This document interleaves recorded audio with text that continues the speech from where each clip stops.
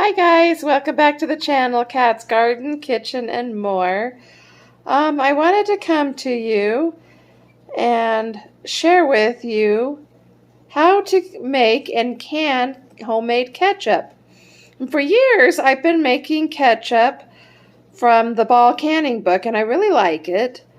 But I found a new recipe that I thought I would give it a try from Living Traditions Homestead.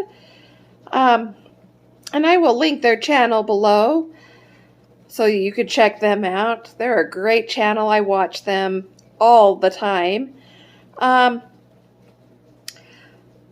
tonight, I'm just starting by chopping all of the onions, as you can see here. And I've got a bag of tomatoes that I'm going to go harvest some more tomorrow. And I'm going to start these ones in my slow cooker tonight so they can cook down overnight. And then I will be back tomorrow to share with you how to turn it into ketchup. Hi guys, so it's the next day. I've had the tomatoes cooking all night long, and they're ready to be blended. I added in the sugar and the onions, and this one wasn't in the recipe that I got from Living Traditions Homestead, but it was in my other ketchup recipe, and that was to put celery. So I put a couple of sticks of celery in there. So that's optional. You don't have to. But what we're going to do is we're going to blend it down in the blender. So let me go ahead and start scooping that up and blending it. And you have to be very careful because it is hot. So when I get this all blended, I will come back and we'll go over what we do next.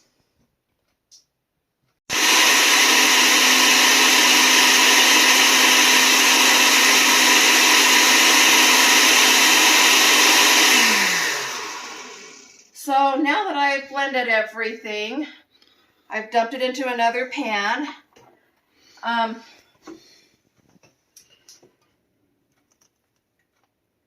We're going to add in our spices. And what you're going to need for your spices, and I've already measured mine out into this cup, but you can choose either ground black pepper or peppercorns. If you do peppercorns, make sure you cook them in the liquid as they're cooking and then blend them down. Then you will need some ground mustard, garlic powder, celery seed, and a good quality salt that has not got iodine in it. Pink Himalayan or any good pink mineral salt will work. Canning salt. And you're going to dump that in here. I've also put in the sugar and onions. I think I told you that already. But in case I hadn't, I just wanted to let you know. And then it is half and half. So half cider vinegar and half white vinegar that you're going to pour in here. You're going to cook this down on the stove for about 30 to 40 minutes, give or take, on the thickness you like. I'm going to add in a tomato paste because it helps it thicken faster. You can cook it for most of the day until it becomes thick. I just don't have a lot of time today to have it be cooking all day long. So I'm going to add in the tomato paste, but that is optional. So, because I'm adding in the tomato paste, it will only need to cook for like 30 to 40 minutes, give or take. If I wasn't adding it in, it would need to cook for several hours. So when it's all done cooking, I will be back to show you what the next step is. Hi guys, so the sauce has thickened up quite a bit. I've been tasting it throughout this whole process and it is amazing. So I'm going to go ahead and I'm going to jar them up and I'm going to put it into the canner, which is starting to heat up, and we'll get it processed for 15 minutes on a rolling boil. So when that's done, I'll bring you back and let you know how many we have. So my timer just went off.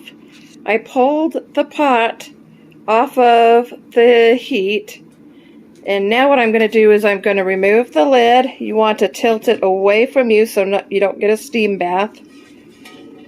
I very carefully remove the lid. And I am going to let these jars sit for 5 minutes in the water bath canner before I remove them.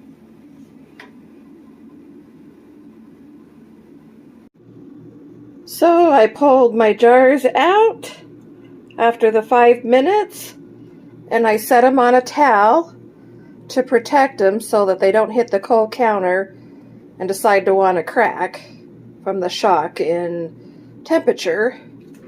The nice thing about my canner is I have a rack here that moves up and down. So it's easy to pull it up, let them cool for a few minutes, and then pull them over to the towel. So I hope you try this recipe. I will have it in the link below.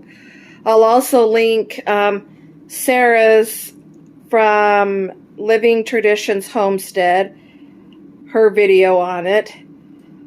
It is a super good and easy recipe. The most it takes is time. Otherwise, it is very, very easy. So go ahead and give it a try. If you like this channel, please hit the subscribe button below and the bell notification so you're notified of any upcoming videos that I may put out. And I hope you have a great day. Bye, my friends.